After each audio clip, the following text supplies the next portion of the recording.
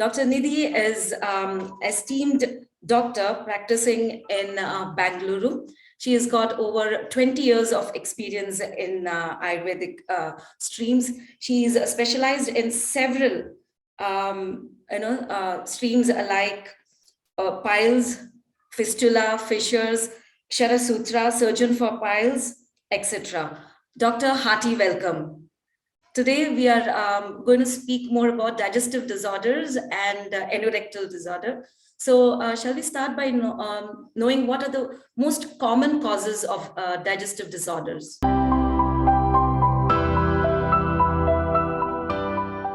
See, what are the most common disorders found in digestive system nowadays?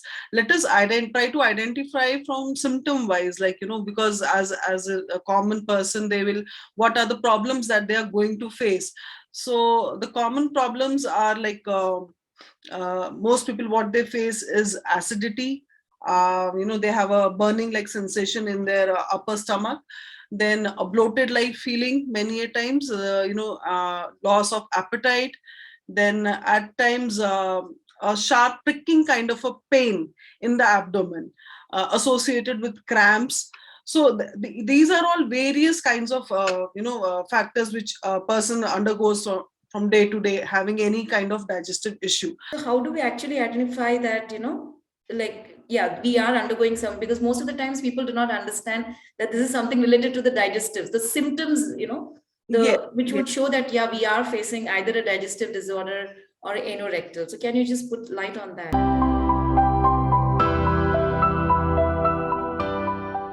Yes. See, now coming to the digestive disorders, as I mentioned, the common symptoms associated with any kind of digestive system will be, first of all, they'll get some heartburns or acidity or burning in the abdomen.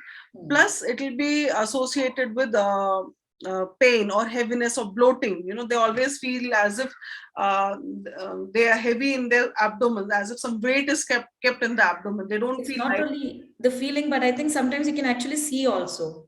Is that related? Yes. At times they feel, the abdomen is very tender, and at times they, if you touch their abdomen, if you palpate their abdomens, it's too tight. It's not the soft kind of Penetrating, yes. yeah. Okay, so yes, that is there. That then along with that, they have cramps at times, a loss of appetite, and at times associated vomiting is also there. Okay, so now coming to first, what I mentioned is GERD, gasophageal esophageal reflux disease.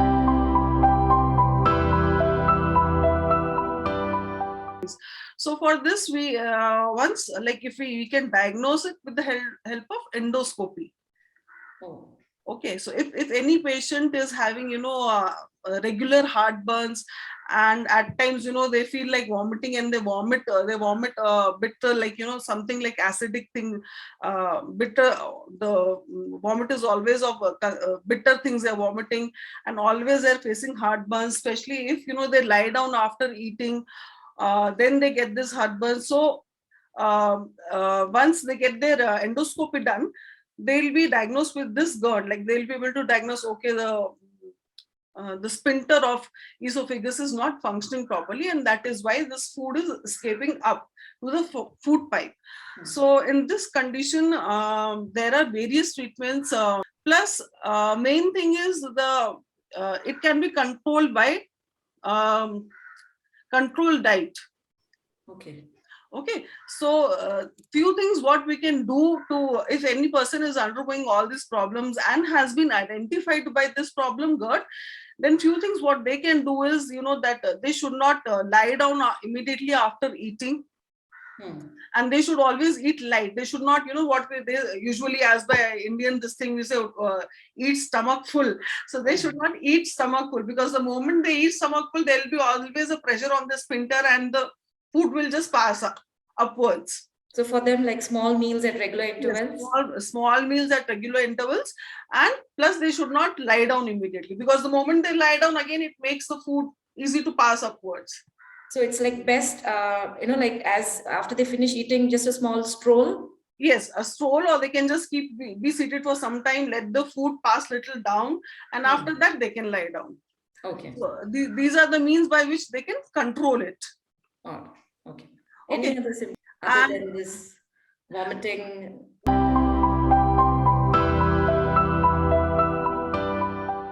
And other than this, heartburns, and at times they get severe pain also. Okay. Yeah, the most common symptom is regular heartburn. See, once in a while, if anyone is getting heartburn, that can be because of some kind of eating. Probably they've had spicy food, or probably they've had, deep fried stuff. That's why they are getting this kind of heartburns. But if heartburns are happening regularly, suppose 3 to 4 days in a week, then definitely there is a problem, and people should get their self-examined, diagnosed as soon as possible, because then it can, otherwise, if not treated at time, it can lead to different problems. Okay. So this is the means like how we can control it. Plus, in Ayurveda, there are treatments and medicines which can help in controlling, managing this GERD problem totally. Okay. Now, when you were talking about digestive disorder during that time, you spoke about diarrhea as one of the after effects. Now, there's another also which I keep hearing. It's constipation. Like on one side, they talk about lose motion, but then the other side, they find it very difficult. So, how is it that also a result of digestive disorder itself? Yes, definitely. Constipation is a result of digestive disorder, and constipation in turn leads to many other problems. I heard that also, piles, fissures, and yes. No, apart from that, see what happens if we are not passing the motions on time, or if we are not clearing our bowels, there are so many toxins which are getting stuck to the body itself. Yes. Now, see, I think you must be aware our 70% of immunity comes from the gut. Now, if the motions are not clear, if the toxins are not passing out from the body itself, definitely the toxins are just getting accumulated or collected somewhere in our gut, right? Now, see, if the gut is not clean, if there are toxins already over there, whatever food we eat, however nutritious food we eat, how does it get absorbed to the body? It will be difficult for the body to absorb it. Now we spoke about the symptoms. Now, what exactly can be termed as the causes of digestive disorder?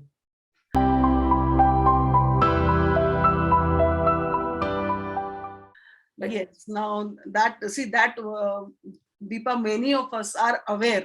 Okay. One, as we spoke, I got to know irregular timing of intake of food. Irregular timings, the kind of food what we are having. See, most of us, we know, it's not that we are not aware. But when it comes to taking care of ourselves or our health, we just push it aside. We think the other works are more important, rather than eating on time and sleeping on time. That can be saved for some other day. This is not the day to probably do it. But that is the most important thing. If we don't take care of our health, then how is our body going to perform to the optimum level? Let us first understand that. So here, when we see how to take care of a body, it is very simple. From childhood, we have been told that please have 3 times a meal, have your meals on time, please don't, very small things, and which are actually relevant. Okay, that please don't take bath after your meals. But right, all those things we have been taught it.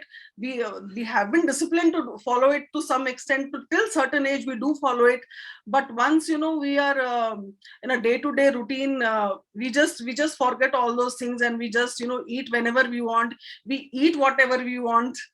Okay, and we sleep whenever we want, and we think okay, so normal thing is like we are working for 5 days a week, so we work like, okay, 10 to 12 hours a day, and we think, okay, less amount of sleep, what we'll do, in the weekend we'll catch up with those sleeps. But the body doesn't work like that, right? Yes. It needs a day-to-day nourishment. So the very simple thing how to take care of these problems, that we don't get this digestive disorders, is please eat on time. Please eat whatever homemade food is available, and let it be a balanced diet. Now of late, one new culture has started. Food is being broken into proteins, carbohydrates, fats, and people are actually measuring it. I've gone, people have all fancy sort of diets. Okay, and then there are some further fancy diets, keto diets and vegan protein diets. food. Yes, even I heard about that. Now, see, coming to the Indian scenario, let food be food. And food is the ultimate nourishment for our body and to some extent for our soul also. Yes, exactly. Heart. Okay. Yeah. Yeah. And the way Indian food is actually supposed to have, it is already a balanced meal.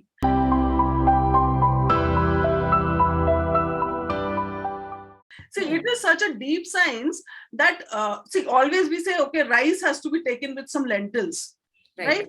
So rice is a very good carbohydrate. It is a very good prebiotic. At times we, when the stomach is not well, the normal advice, see what anyone at home they used to give, that take a curd rice. Why curd rice? Because rice is a very good prebiotics mixed with probiotics. Your bacterial flora will come to normal, so it will take care of any kind of loose motion, infection, dysentery. Okay, so even without the knowledge of the doctors or anything, already the Indian kitchen has all the recipes. Okay, and it's already a very balanced diet. When we, the breakfast usually, like we have idlis and dosa, South Indian food. So it is already a fermented food, which is very light and very nutritious. So that's in the breakfast we can have any kind of Indian food what we are taking, and it's extremely nutritious. Same goes in the afternoon, either rice or dal or any kind of millet along with lentils. It is an excellent combo, and which contains all the nutrition, all your protein, fat and carbs, everything comes into it. But that is what exactly people are avoiding. No, they're just taking either only the protein, only the fat. So people are going for some high protein diets or some vegan diet, which is not at all required. Indian meals in itself are a balanced meal, and apart from that, in Indian, how beautifully the Indian calendar is designed. See, every season they have some or the other festival. The seasonal food according to the festival, and according to the festival also they insist on fruits and vegetables that they get. Yes. So recently, like Makar Sankranti went. So Sankranti itself, you're supposed and the festival you're supposed to have freshly made jaggery. And jaggery itself, it contains vitamin B12. Now, so many people are having nervous disorders because of deficiency of vitamin B12. If you just take jaggery, that's it. Then it insists on take of till seeds, sesame seeds, right? Sesame seeds are very nutritious, and during the winter season, they provide that extra vitamins to you. So if you just follow the Indian calendar as per their festival requirements, you eat whatever is told, and that's it. Everything is mentioned properly. So for me, there is no particular thing to tell, you should eat this and avoid this. Rather, I want to say, eat everything, whatever is there, as per whatever your kitchen has, whatever your you have been having it, whatever your parents are being having, please have it, because whatever said and done, the DNA remains the same. Even if we shift from here, we shift to America, the DNA is very much Indian, and it is used to that particular kind of diet, which is grown regionally, which is seasonal. Please have it. Only thing what I will stress is, please drink enough water, because water is required to maintain your basic functions of the body properly. Drink 2 to 3 liters of water in a day. That is mandatory for everyone, because people, they get confused, because we are working in AC offices. Then in a city like Bangalore, there is not much of summers. We don't feel thirsty.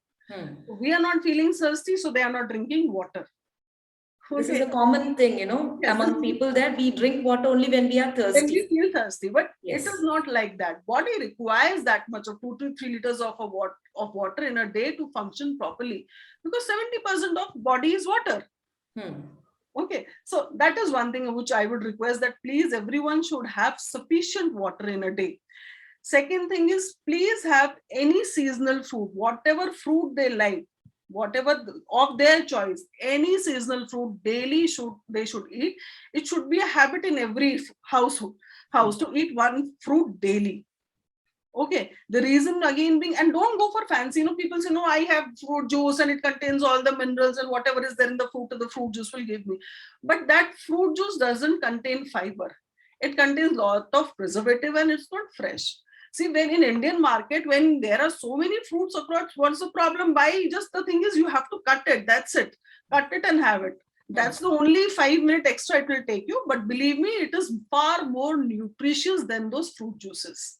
Ma'am, talking about fruits, I heard this. I just want to clarify since you're here that younger people, it's advised that we eat the fruit raw, whereas older people, it's advised that they take it in the form of a juice because it would be difficult for their body to. So, is this true, or is it just a?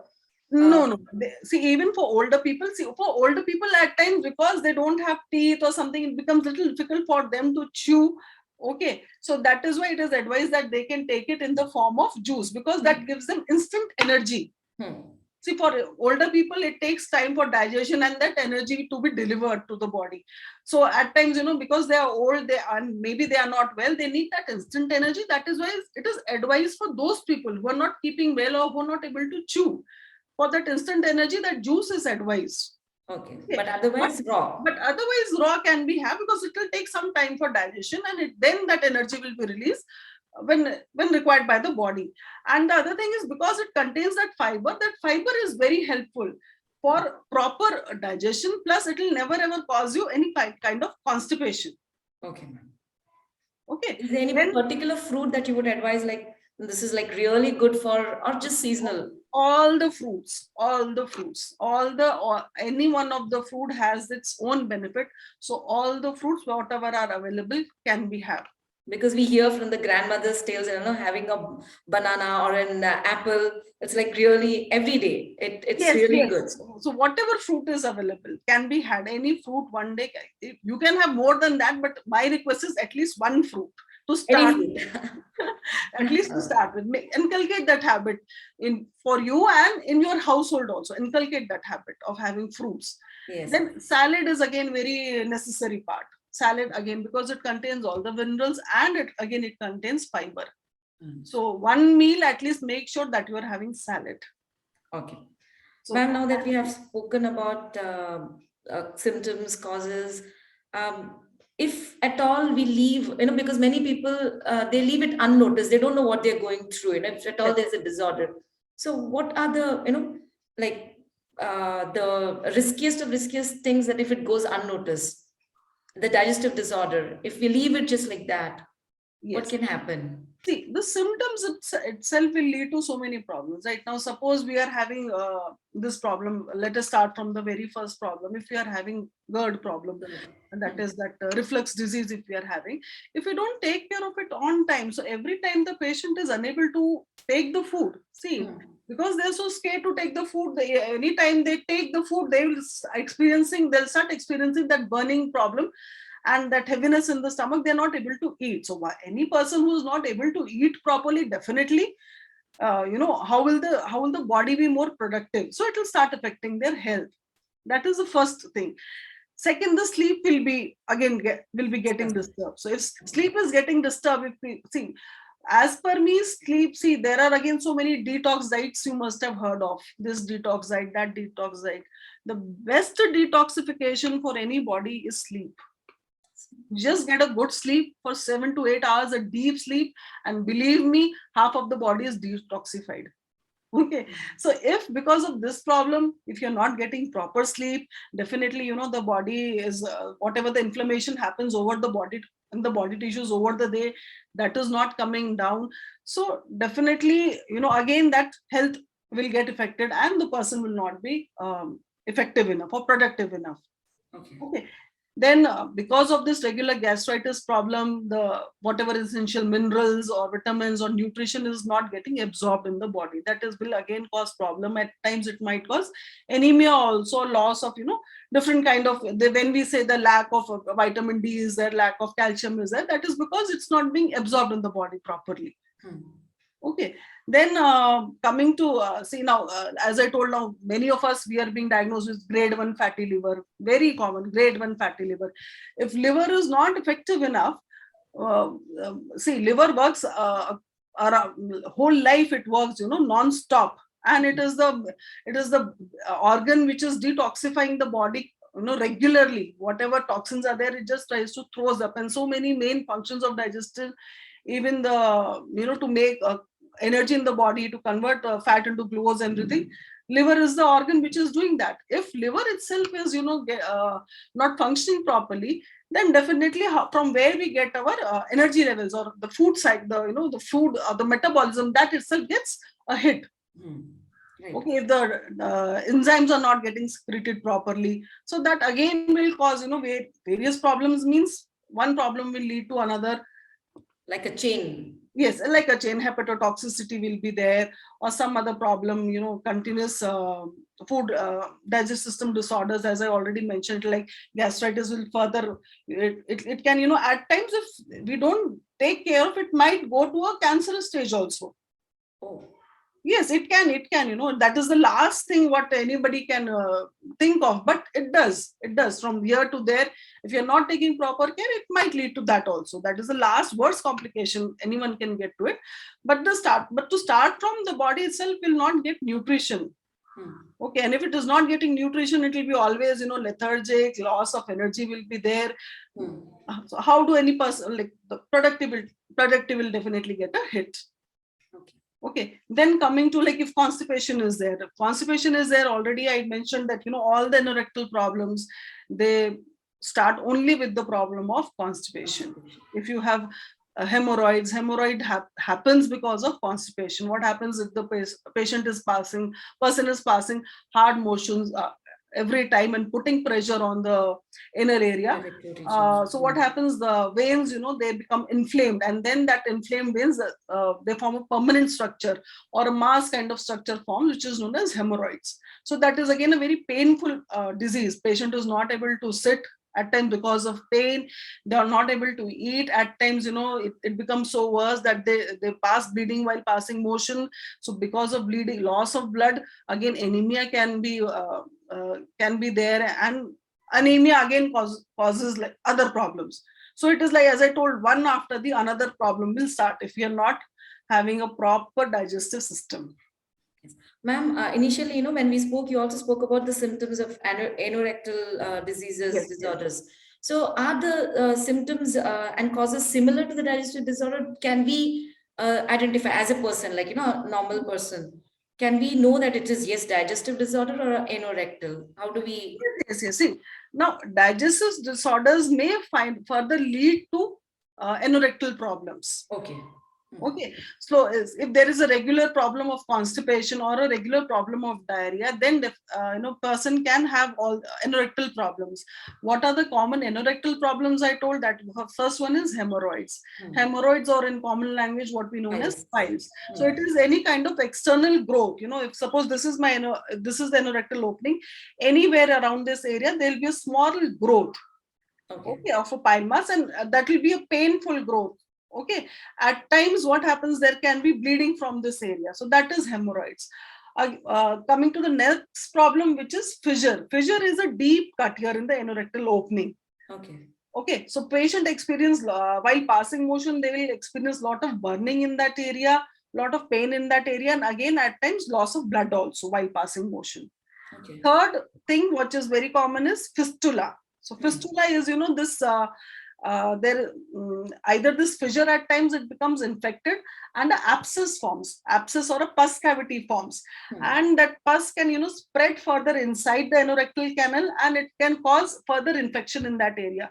So this becomes a very painful disease, and believe me, it is not curable after surgery also. You can just check across, even after surgery, see this fissure problem, hemorrhoids problem, and fistula to certain extent in 70% of cases. If you even go for surgery, it reoccurs. Okay, because until and unless you correct your eating system and you correct your digestive system, nothing is going to help. They are so severe diseases. Painful also. Ma'am, you're talking about this piles, fistula, fissures, all this associated with constipation. I've also heard a few patients complaining that they have proper passing of motion, but still they do get piles, fissures, fistula. So if constipation is the only root cause, and these patients, they have proper motion, then what else could be the reason for? See, one very common reason for having hemorrhoids or hemorrhoids, usually fissure will happen only, most of the people will have constipation, and fistula, most of the people there, we have anal glands over there. So any anal gland, it gets infected and then a fistula occurs. But for hemorrhoids, there is one more very, very common reason is that people who have long duration sitting jobs. Oh, okay. Okay, so 7 to 8 hours they will continuously sit. So imagine the entire body load is on that area, in the anal area, and there is no ventilation happening. Right. Okay, then so people who have long sit, like in any clerical job, or you can say people sitting in call centers, especially because they hardly get up. Right. Then very common in drivers, especially drivers who travel for long journey, like truck drivers and all. Very common in them, because they will continuously drive for 7 to 8 hours at a stretch without getting up. Right. Okay, so one more very common reason for these people is because they are not getting up, and the entire weight or pressure is continuously on those in that area, and there we have hemorrhoidal veins. So because of that continuous pressure on that hemorrhoidal veins, the inflammation happens, and then that they form a permanent structure known as hemorrhoids. So this was a doubt in my mind because I have heard this. So I wanted to know what could actually help them. Their diet and all is fine. So, but if they're driving and if they continue sitting and working, is there a way for them to? Yes, definitely. There is a way for everything, Deepa. Yeah. So the only thing is, we don't follow. Yeah. So it has to be a conscious living. So even if they're working, at least if they're in the call centers or any sitting jobs, at least every 1 to 2 hours they can get up, take a stroll, just take a walk, and come back and sit, and keep on sipping water. Even for the now drivers, they have to be little conscious for their body, and every 1 to 2 hours, probably every 2 to 3 hours, if not 1 to 2 hours, after 2 to 3 hours, take a 10 to 15 minutes break, get down, just take a walk, drink water, come back to the driving seat, and again drive. So I think that much can be done. If that much is taken care of, rest of the things will be okay. What will happen, like, if we leave anorectal problems untreated? Yes. See, now anorectal problems, if left untreated, are very painful disease in itself. Okay. First thing is every morning when they're passing motion, it's terrible pain. It's very painful disease. It becomes very difficult, for them to even pass the motion. So first of all, that they are undergoing that daily pain. Okay. Second thing is loss of blood. For many cases which become severe, there is a lot of loss of blood.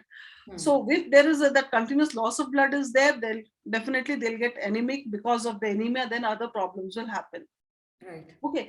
Third thing is, if I told, like, see, if a fistula is left untreated, that it's already, there is a pus cavity which is formed over there. So that pus will further, travel down deep inside, and will cause other infections in the body. Affect other organs? Of course, it will affect other organs. That's it. See, it'll travel even further up to the rectum and the intestine, and will cause other problems.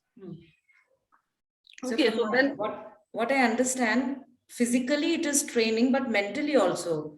Mentally, the work will be disturbed. If already you're already in a pain and you're not able to sit, you're not able to do your work, it affects mentally as well. It affects your work also. Yes. Absolutely. Yes, so it has to be taken care. Any person having any kind of this symptom should, and very common thing, one more problem with us Indians, is that we'll immediately go to the medical store or read something in the newspaper, whatever is advised. And we will go to and we'll buy those over-the-counter products. Okay, now that, over-the-counter products, people may be able to manage it for some time, but they are not able to cure the disease. So it is very, very important, that the moment anyone is finding themselves in any of these problems, if any of the symptom is there, if regular pain is there while passing motion, or if any burning sensation is there in the anorectal area, any discharge they see, they should immediately go to a good physician, get themselves examined, get themselves diagnosed. If any test is required, see, the doctor will advise for any proctoscopy test or any MRI scanning or whatever is required, the doctor will advise, and as per the test investigation done, whatever the problem comes, the doctor will advise the treatment for that. Which is a much better way of going in, getting the disease cleared for once and all. But people lifelong, they will keep on taking certain medicines, manage it for some time, again it reoccurs, then they go take someone else's advice, and then again manage it for some time, till the time a time comes when it is not manageable. Then it either they have to undergo surgery, or it leads to some other complication, which is then it goes out of the hand kind of a thing. Okay. So is there any like small tip that you can suggest to anybody in general that they can pass motion in the morning free food? One is you already spoke, yes, the fruits, fiber. Drink water, take salads, instead of curd, switch on to buttermilk. Buttermilk. Okay. Because curd at times it is little heavy and it is little constipating.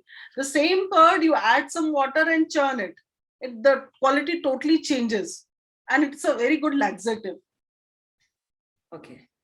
So to sum it up, all these digestive disorder, anorectal, basically we can say that it is our own made or invited kind of a disease. These are lifestyle disorders. We were not, none of the people are born with these disorders. They are all lifestyle disorders.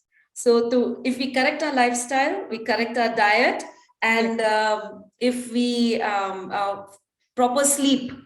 Yes, sleep is very important. A balanced diet. Yes. I think all these issues, first of all, we can avoid.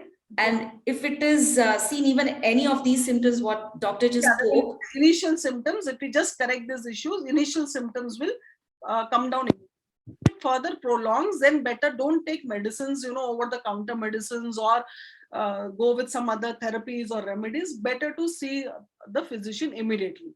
Right. Thank you so much, Dr. Nidhi. It was like, and I've been enlightened on so many issues, especially the heartburns and stuff. So many things leading to the other. Thank you so much. And thank you all the participants who are there with us today. I thank one and all for attending our session today. And I would request you all to download our app, Televeda app. And in case you need to talk to Dr. Nidhi, download this app and you can get her contacts in the through Televeda app. Thank you so much, ma'am.